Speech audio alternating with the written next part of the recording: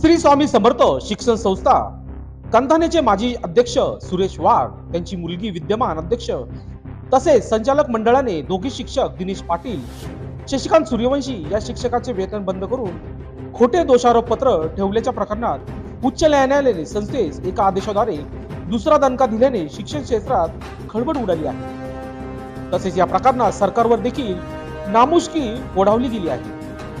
शिक्षण उपसंचालकापासून ते सचिव शिक्षण मंत्र्यापर्यंत दबाव तंत्र वापरूनही संस्था चालक सुरेश वाघला झटका बसला आहे.